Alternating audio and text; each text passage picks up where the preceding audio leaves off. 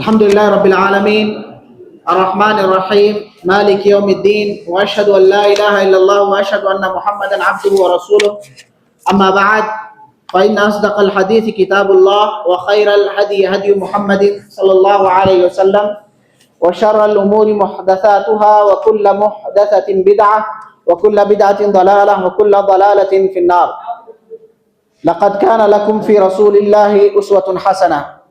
تمام قسم کی تعریف بڑائی و کبریاء اللہ رب العالمین کے لیے ہے جو ساری کائنات کا خالق مالک اور ساری کائنات کا پالنہار ہے۔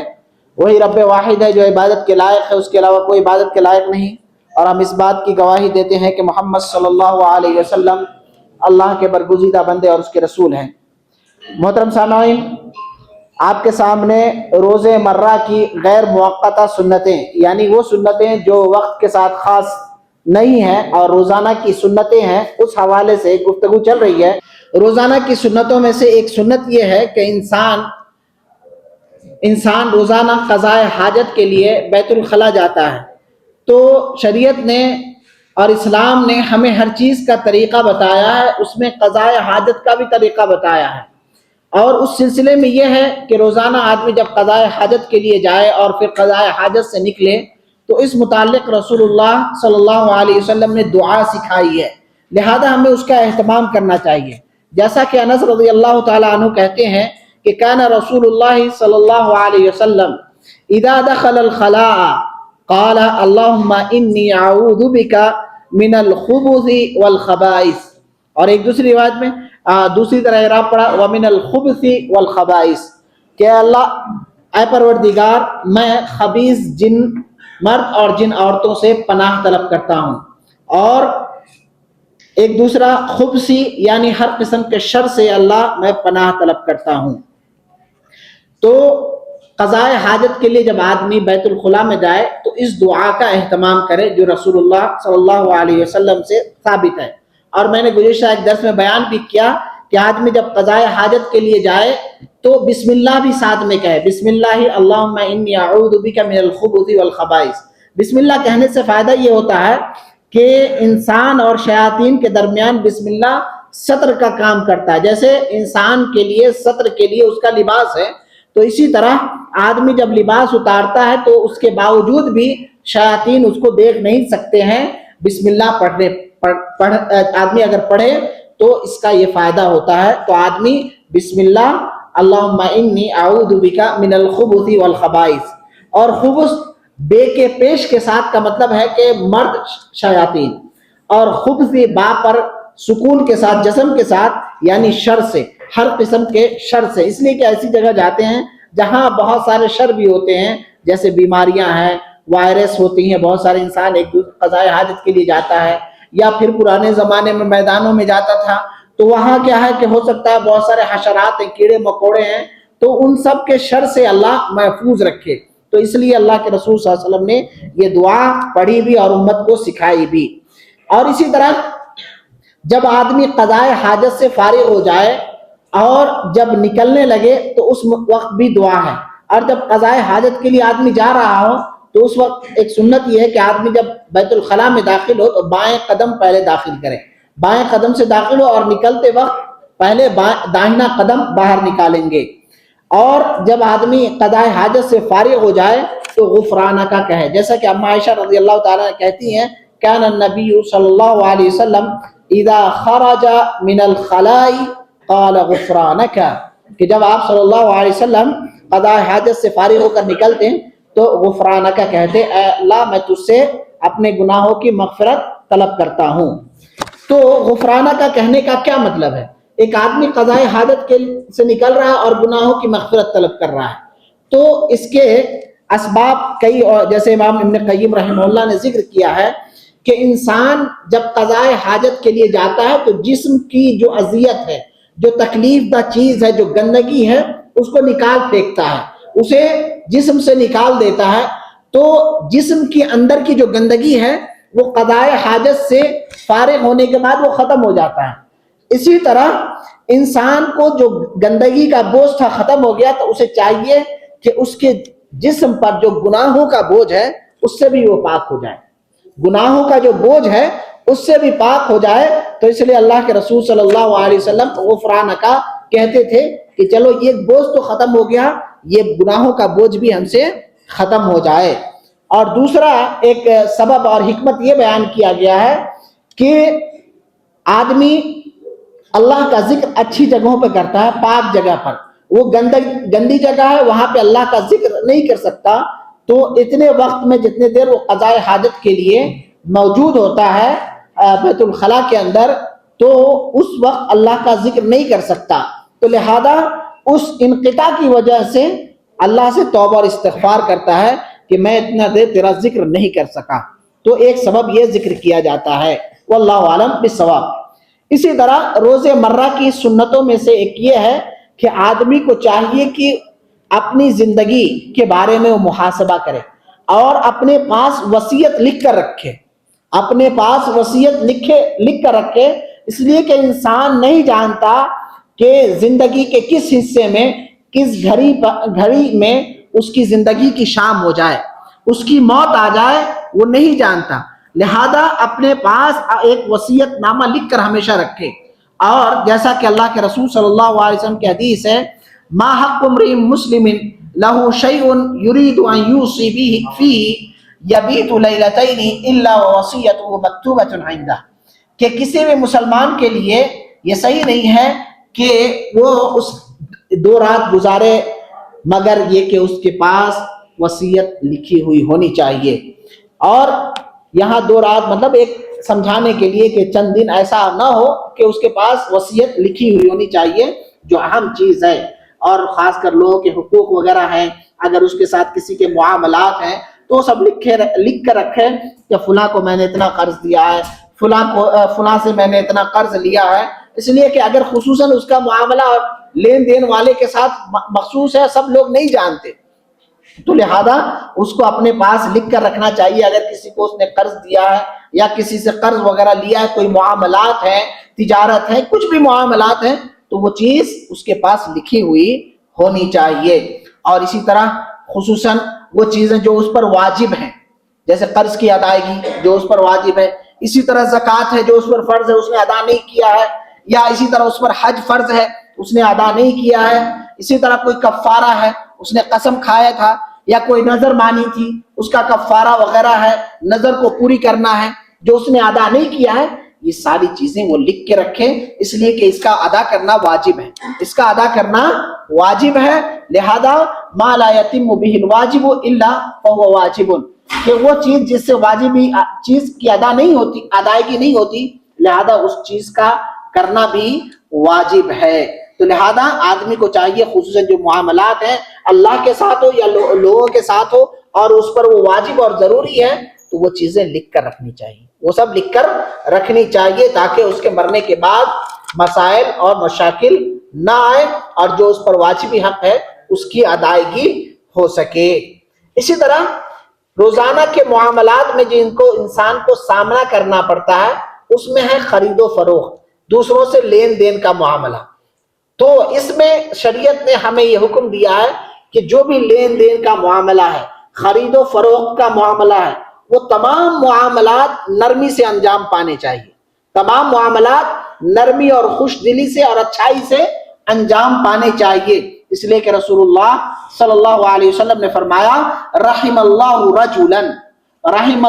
رجلا سمحا اذا باع واذا اشترى واذا اقتضى، کہ اللہ کے رسول صلی اللہ علیہ وسلم نے دعا دی، اللہ کے رسول صلی اللہ علیہ وسلم نے دعا دی کہ اللہ ایسے شخص پر رحم کا معاملہ فرمائے، ایسے شخص پر رحم کرے جو کیا ہے سمحا اذا باع، جب کوئی چیز بیچتا ہے تو نرمی کے ساتھ بیچتا ہے، اسی طرح واذا اشترى نرمی کے ساتھ خریدتا بھی ہے، واذا اقتضى اور جب کیا ہے لین دین کا مسئلہ ہے، کسی سے کسی چیز کا مطالبہ کرنا ہے، کسی چیز کا تقاضا کرنا ہے تو نرمی کے ساتھ کرتا ہے، گالی گلوچ جھگڑا اس طرح کا معاملہ نہیں کرتا ہے، اس کے اندر نرمی ہے، تو ایسے شخص کے لیے رسول اللہ صلی اللہ علیہ وسلم کی دعا ہے کہ اللہ ایسے شخص پر رحم فرمائے۔ تو لہذا آدمی کو نرمی سے تمام معاملات کرنے چاہیے، سختی یہ پسندیدہ عمل نہیں ہے۔ اسی طرح روز مرہ کی سنتوں میں سے یہ ہے کہ اللہ نے مسلمانوں کو پاک بنایا ہے، اور مسلمانوں کے لیے پاکیزگی کو پسند فرمایا ہے۔ تو لہذا آدمی کو چاہیے کہ ہمیشہ پاک و صاف رہے، وضو کا اہتمام کرے، ہمیشہ باوضو رہے، اس کا اہتمام کرنا چاہیے، اس کی خاص فضیلت ہے۔ جیسا کہ ابو ہریرہ رضی اللہ تعالیٰ عنہ نبی اکرم صلی اللہ علیہ وسلم کے ابو ہریرہ رضی اللہ تعالیٰ عنہ کہتے ہیں کہ نبی اکرم صلی اللہ علیہ وسلم بلال کے پاس گئے اور فجر کے وقت میں، اور کہا یا بلال حدثنی بأرجع عمل عملتہ فی الاسلام، تم مجھے تمہارے عمل کے بارے میں بتاؤ جو تم سب سے زیادہ اسلام میں اچھا عمل کرتے ہو، وہ کون سا عمل ہے تمہارا؟ تو انہوں نے کہا کہ میں تو سارے عمل کرتا ہوں۔ اللہ کے رسول صلی اللہ علیہ وسلم نے اس لیے پوچھا کہ اللہ کے رسول صلی اللہ علیہ وسلم جب معراج پہ گئے تھے تو وہاں ان کے قدموں کی آہٹ سنی تھی، تو پوچھا یہ کس کی آہٹ ہے؟ تو بلال کی۔ تو اس لیے پوچھا کہ وہ کون سا سبب ہے جس کی وجہ سے میں ان کی کیا ہے آہٹ جنت میں محسوس کر رہا ہوں؟ تو انہوں نے کہا کہ جب بھی میں بے وضو ہوتا ہوں تو میں وضو کر لیتا ہوں، اور وضو کرنے کے بعد 2 رکعت نماز یا جتنا ہو سکے میں نماز ادا کرتا ہوں۔ تو لہذا آدمی کو ہمیشہ پاک صاف رہنا چاہیے، باوضو رہنا چاہیے۔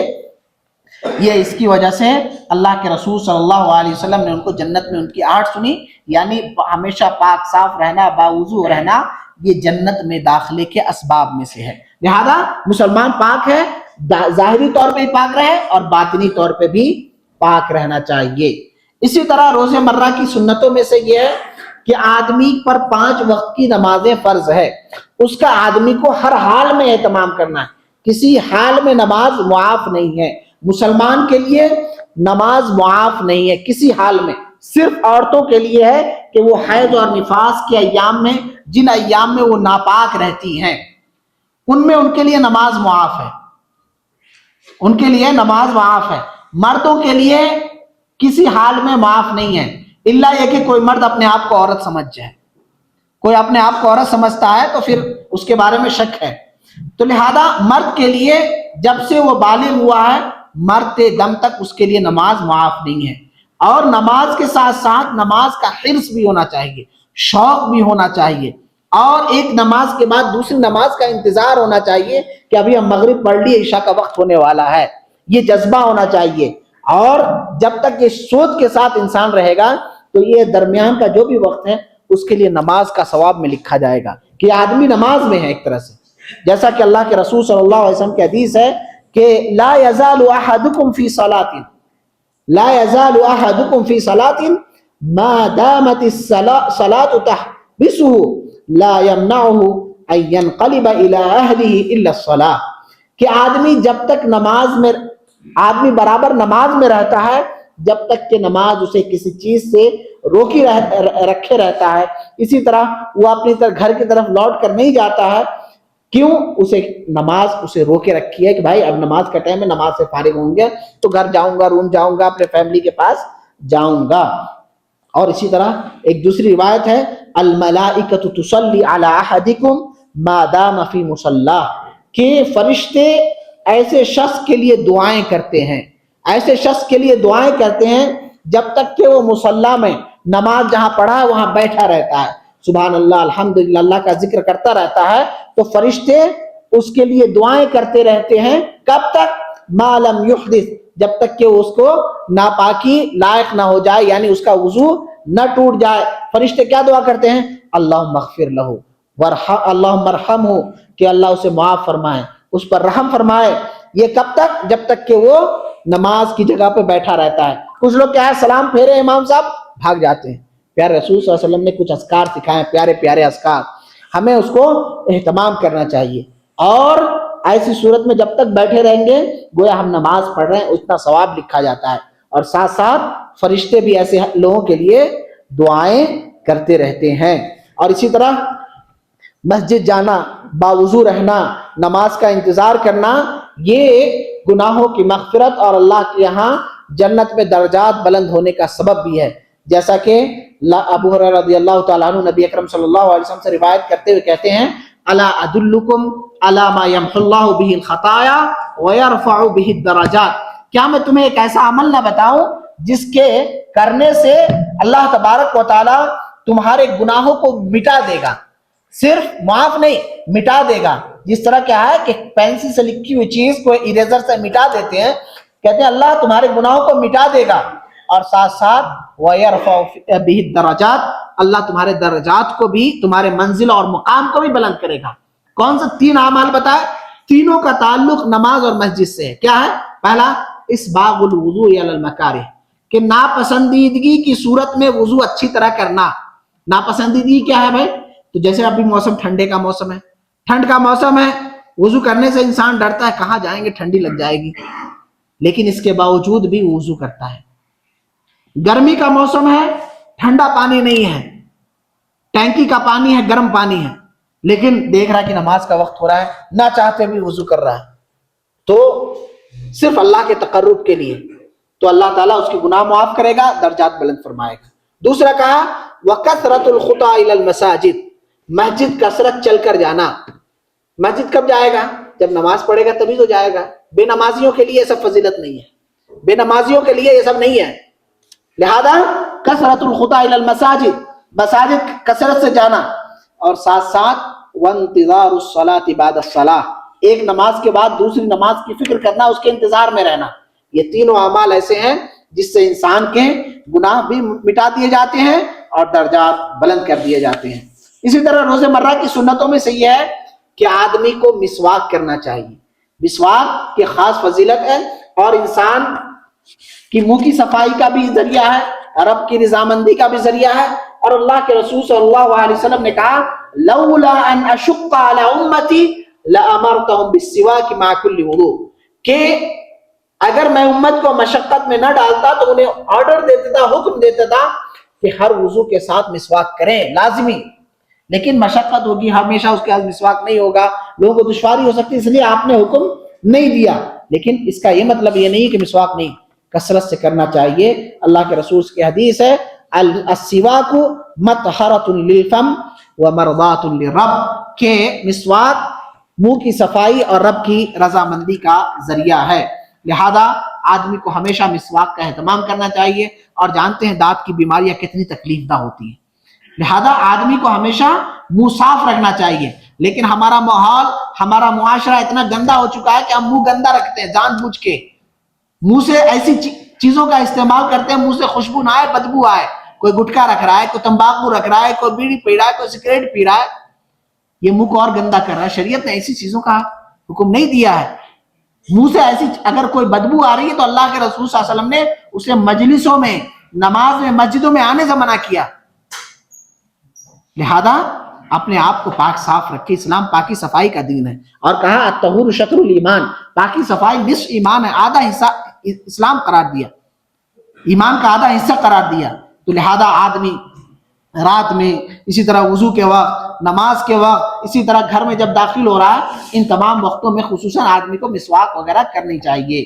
اسی طرح ہر نماز کے لیے وضو کرنا چاہیے. اگر وضو باقی بھی ہے, جیسے مغرب پڑھے عشاء تک آپ کا وضو باقی ہے, لیکن پھر بھی آدمی وضو کرے, تو اللہ کے رسول صلی اللہ علیہ وسلم کی حدیث ہے لا يحافظ الوضوء علی الوضوء الا مؤمن, کہ وضو کی حفاظت صرف ایمان والا ہی کرتا ہے.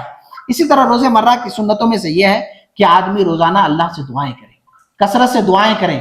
انسان دعا مانگنے کو کہتے ہیں, اللہ سے کے سامنے گڑ گڑانے کو. تو دعا میں اس کا معنی ایک ہے کہ ہر اللہ کا ذکر, اللہ کی عبادت دعا ہے. اور اسی طرح جو انسان اپنے مسئلہ اور حاجت مانگتا ہے یہ بھی دعا ہے. تو اللہ کا ذکر کرنا بھی یہ دعا ہے, اور اس کے علاوہ جو ہم اپنی حاجتیں اور ضرورتیں مانگتے ہیں یہ بھی دعا ہے. اور انسان اگر کسی انسان کے سامنے حاجت لے کے جائے تو 1-2 بار ضرورت پوری کر دے, تیسری بار ناراض ہو جاتا ہے. لیکن اللہ تبارک و تعالیٰ سے نہ مانگا جائے تو یہ ناراضگی ہے, یہ نہ مانگا جائے تو یہ ناراضگی ہے. تو لہذا دعائے عبادت ہو یا دعائے مسئلہ ہو, اللہ سے کثرت سے کرنی چاہیے. اور دعا کے کچھ آداب ہیں کہ آدمی باوضو ہو کے دعا کرے. اسی طرح دعا کے وقت آدمی چہرہ قبلہ کی طرف رکھے, زیادہ بہتر ہے. اور اسی طرح ہاتھ اٹھا کے دعا کرے. اسی طرح دعا کرتے وقت, دعا کرنے سے پہلے آدمی اللہ کی حمد و ثنا بیان کرے, پیارے رسول صلی اللہ علیہ وسلم پر درود بھیجے. اسی طرح دعا کے آداب میں سے یہ ہے کہ اللہ کے اسماء و صفات کا, اللہ کے ناموں کا وسیلہ لے کر آدمی دعا کرے. اسی طرح بار بار دعا کرے, کیا اللہ کے سامنے گڑ گڑائے بار بار کہ تو ہی دینے والا ہے, تو ہی ضرورتیں پوری کرنے والا ہے. گڑ گڑا کر رو رو کے دعائیں کریں، یہ دعا کے آداب میں سے ہے۔ اور اسی طرح آدمی دعا میں آہستہ ہلکی آواز میں کریں، جیسا کہ اللہ نے کہا ادعوا ربکم تضرعا وخفیہ، کہ گڑ گڑا کر اور آہستہ انداز میں دعا کریں۔ چلا چلا کر دعائیں کرنا یہ طریقہ صحیح نہیں ہے۔ بہت سارے آپ دیکھیں، خاص کر کیا ہے کہ آپ حج اور عمرے پہ جب جاتے ہیں تو لوگ کیا ہے طواف کر رہے ہوتے ہیں، صحیح کر رہے ہوتے ہیں، زور زور سے دعائیں پڑھتے ہیں، یہ طریقہ صحیح نہیں ہے۔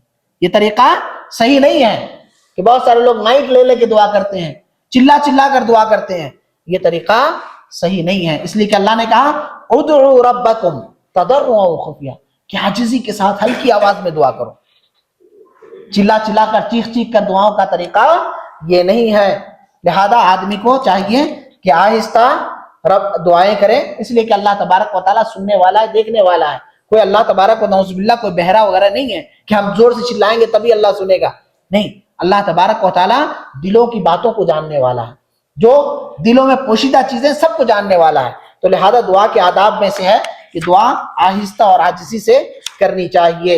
اسی طرح روزانہ کی سنتوں میں سے یہ ہے کہ آدمی کثرت سے دعائیں کرے، کثرت سے اللہ کا ذکر کرے۔ اور بہت سارے لوگ سوال کریں دعا کیا کریں، دعا کیا کریں؟